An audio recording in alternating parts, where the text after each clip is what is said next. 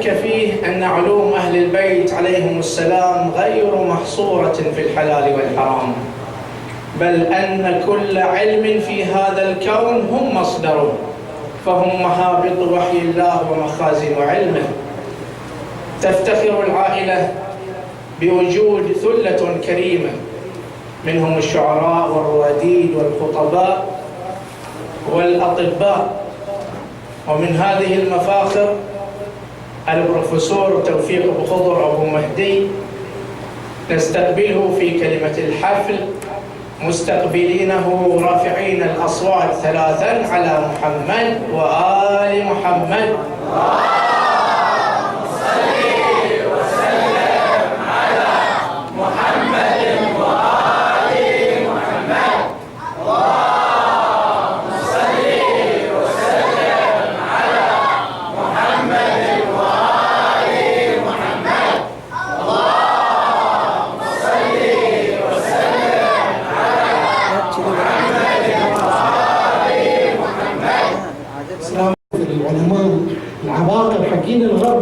هم محتفظين بالدين حقهم، يقول لك احنا في يوم من الايام ممكن نتوصل الى الروح، فممكن نخلق مثل ذا العالم نجيبه ثاني، لكن طبعا يستحيل.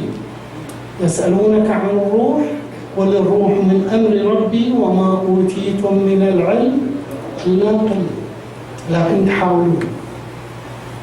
الى حد اللحظه الامور جيده. طيب الخلل وين؟ الخلل وين؟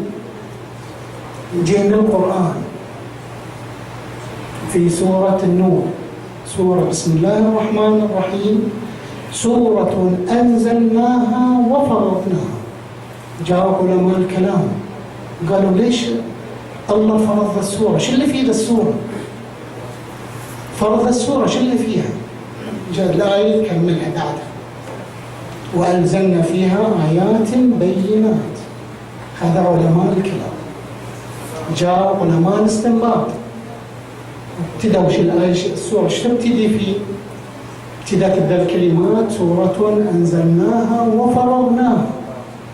الله ليش فرض السورة؟ شو اللي فيها؟ جاء علماء الاستنباط قالوا فرضت السورة لأنها فيها أحكام وفيها توجيهات للبني آدم لسعادة البشرية أو لسعادة ذا الإنسان على ذا الأرض، لازم يتبع ذا الإرشادات اللي موجودة في سورة النور. تبدي سورة النور بسم الله الرحمن الرحيم، الكلام اللي قلناه. بعد الآية يجي على طول كلمة الزاني، الزاني والزاني فاجلدوهم. شباب أحسنتم. بتبتدي تالي المعلومات كل وصايا إلين آية 57. طبعا الآية 57 هي اللي فتحت الباب. شو تقول آية 57؟ بسم الله الرحمن الرحيم، يا أيها الذين آمنوا ليستأذنكم الذين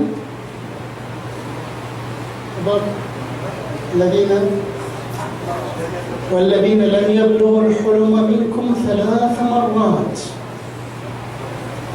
يجي حق التفصيل الجالسة 3 مرات. ليش 3 مرات؟ شو الأوقات 3 مرات؟ من قبل صلاة الفجر.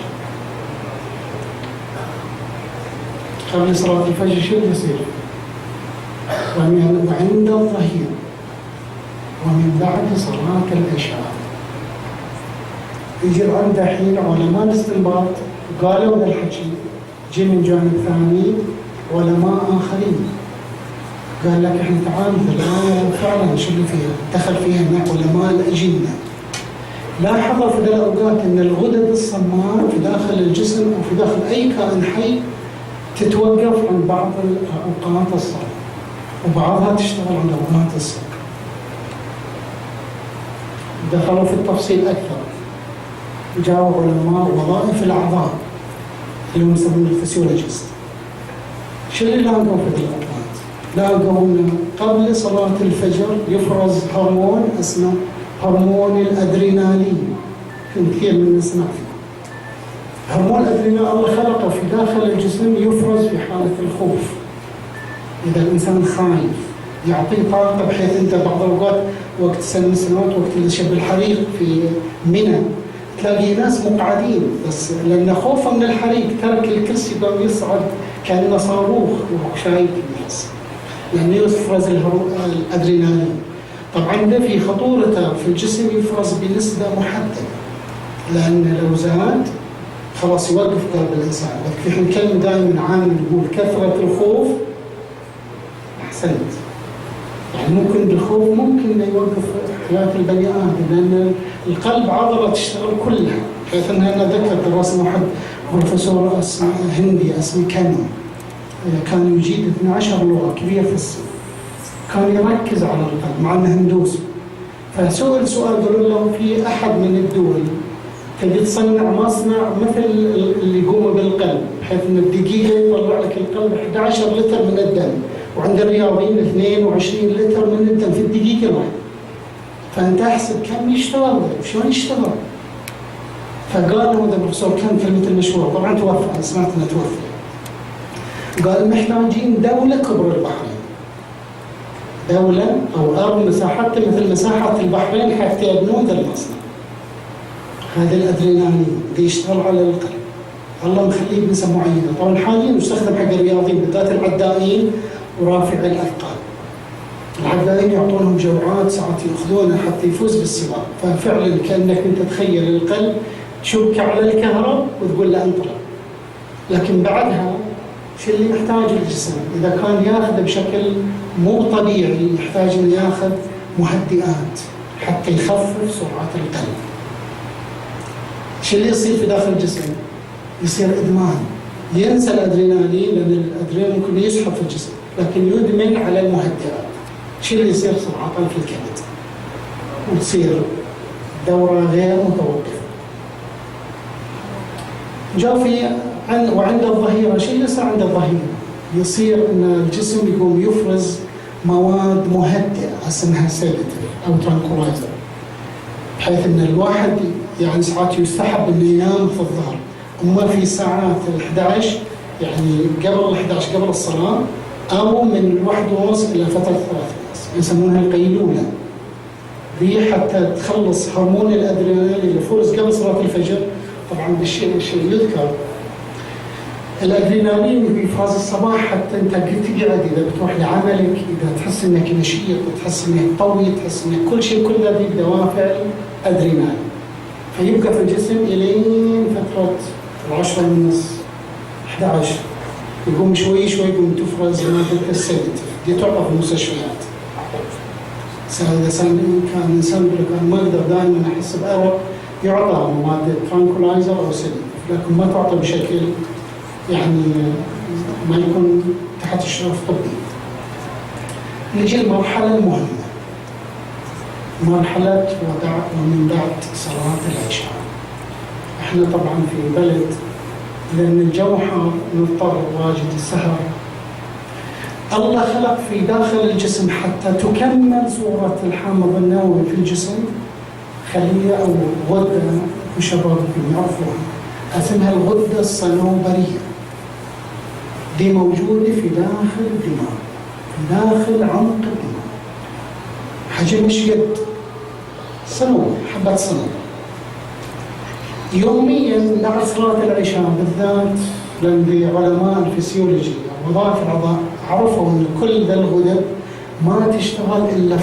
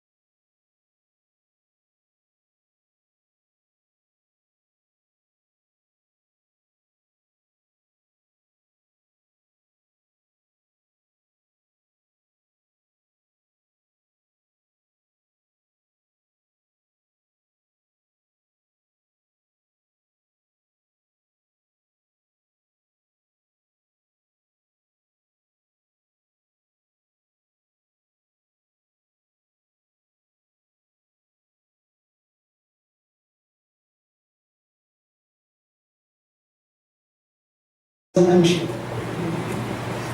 فبمعنى أن القرآن شيء تحس أنه أولا علاج نفسي لكثير من الأمراض. حتى لو كان الإنسان يعني يستحب طبعا أن الإنسان يكون عنده خلفية لغة عربية جميل، ولكن حنقول تلاوة مو قراءة. الفقرة الثانية الصدقة. إن تبدوا الصدقات فنعم ما هي، وإن تخفوها وتؤتوها الفقراء فهو خير لكم. صدقة السر كم شباب؟ كسب غضب الرب. أحسنت. هذه المرحلة الثانية. المرحلة الثالثة الرضا بالقدر خيره وشره. أنك ترضى بالله الله قاسم لك، لأنك أنت ما تدري شو مصلحة إن يكون عندك الحاجة الفلانية، ما تدري. الله مخطط لك، الله خالق لك، الله خالقك، عارف شو اللي أنت تحتاجه وش اللي تستفيد منه، فلا تطلب شيء أنت ما تدري عنه. ونحن في دعاءكم الكلمة دائما نرددها: اللهم اجعلني بقسمك راضيا قانعا. مو بس الرضا ولا بس القناعة، لأن ساعات القناعة أنا غصبا عليك، أنا مقتنع، أنا غصبا علي ما أقدر أسوي شيء، لكن تكون راضي بالله اللي قسم لك. ودائما الإنجليز عندهم كلمة جدا جميلة، يقولون الإنسان الراقي كل ما يحتاج فهو في نفسه.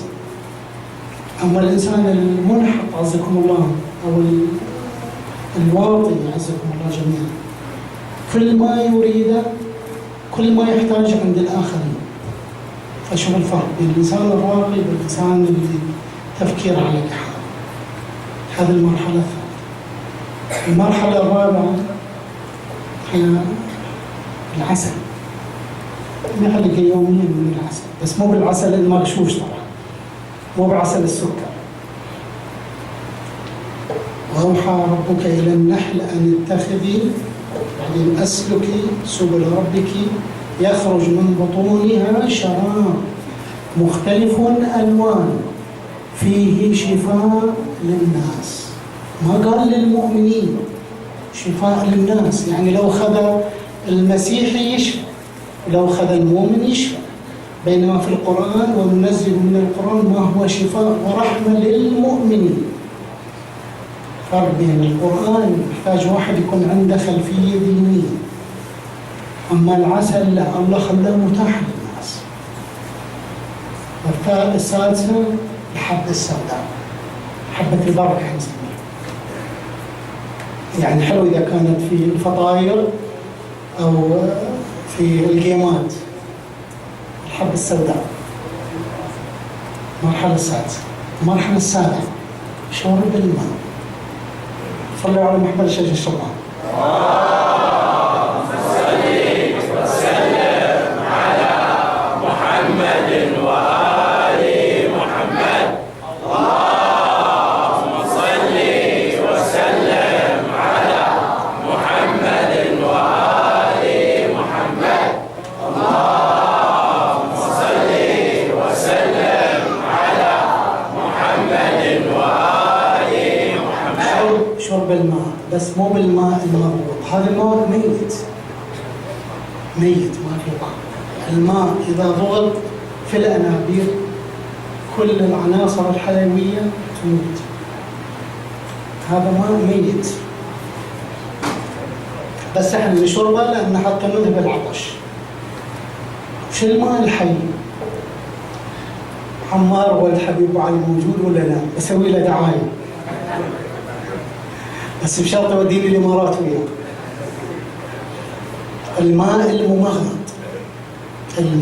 الممغنط ماجنتيك ووتر، هذا مهم جدا. واتضح أن كثير من الحصى، كلى، أمراض القلب، أمراض الروماتيزم، الماء الممغنط ما يحتاج إلى طبيب. مو هذا الماء الممغنط. طيب أنا ما عندي فلوس أقدر أروح حق أبو هشام عمار ولد حبيب وأقول له تعال جيب لي ركب لي ذا الآلة اللي تمغنط الماء. المسخنة القرآن بسم الله الرحمن الرحيم في سورة الرحمن: خلق الإنسان من صلصال كالفخار. فخار أقرب مادة إلى البني آدم الفخار. الماء اللي تحطه في المسخنة لمدة نصف ساعة يرجع حيوي مثل ما كان. فالليلة أسوي دعاية حق المساخن. هذا موجود جد، يعني حتى في بيوت اللي يعتبر بيوت كبيرة جدا الآن قاموا يرجعون إلى هذا الجانب. نحن نتذكر سابقا في بعض البيوت اللي فيها طيور يحطون حب صغير مال فخار. في بيت المعازيم بكثير من الأوقات يحط لك حب يم المجلس اللي يخيطون في الجماعة. طبعا حاليا من الصعب تقول حق الجماعة يلا بيت فخم جدا نجيب لك حب وحطه من الباب. يقع على طول اللي بيدخل يقول يا المتخلف شحاط. لكن مهم الفخار. في كثير من الدول قاموا يرجعون حق الجار، يعني طلع من الثلاجة بارد وحطه في مسخن أو حطه في بوادي خشب، خليه نصف ساعة في الثلاجة. حتى مالت أجبان، بعض الشركات الهولندية ما تجيب أجبان في خشب بني لون يمكن قريب من خشب موجودة. يحيى الغار والتميم يعني شفته. هذه المرحلة الثامنة أو السابعة، شرب الماء. بعد شرب الماء شنو؟ المشي. المشي نصف ساعة يوميا، بس مو في السويج، مو بحتى اتمشى واروح السويج واعدل الغطرة وحالتي حالي واروح السويج. في مكان مفتوح، مكان غالبا يكون بارد، نصف ساعة يوميا. الإمام علي يقول يوميا ولو 100 خطوة. 100 خطوة هذه مهمة جدا جدا مهمة. لكن الناس سيارة لأن الجو بعد حار صدق ما يصعب، بس دي النصائح موجودة. المشي نصف ساعة. التاسعة النوم مبكر. احنا عرفنا ليش ننام مبكر، حتى ناخذ الحقنة اليومية مالت الميلاتونين. حقنة الله خلقها بالمجان. الأكل المتوازن، ودي طبعا مهمة. وين أبو زكي إن شاء الله ما يندي الليلة. الأكل المتوازن يا جماعة. طبعا في مثل وقت السحور ينصح بالخيار والخس. الخيار لأن فيه ماء كثير، لأن جسم الإنسان 71% كله ماء، فأنت محتاج شرب الماء. الجانب الثاني تحس احنا ليش ننام؟ ننام حتى ناخذ الحقنة ليليا. الأكل المتوازن، أرجع مرة ثانية، الأكل المتوازن.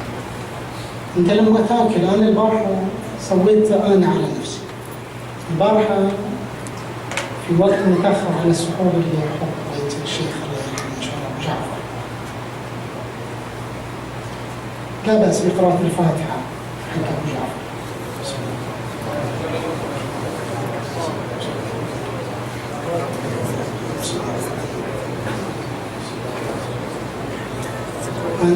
من دخل رمضان ما حسيت بعطش، بحيث انه يعني افطر وما اشرب بيت اختي بيت ابو جاسم الله يطول عمره الا بعد الفطور يمكن بنصف ساعه.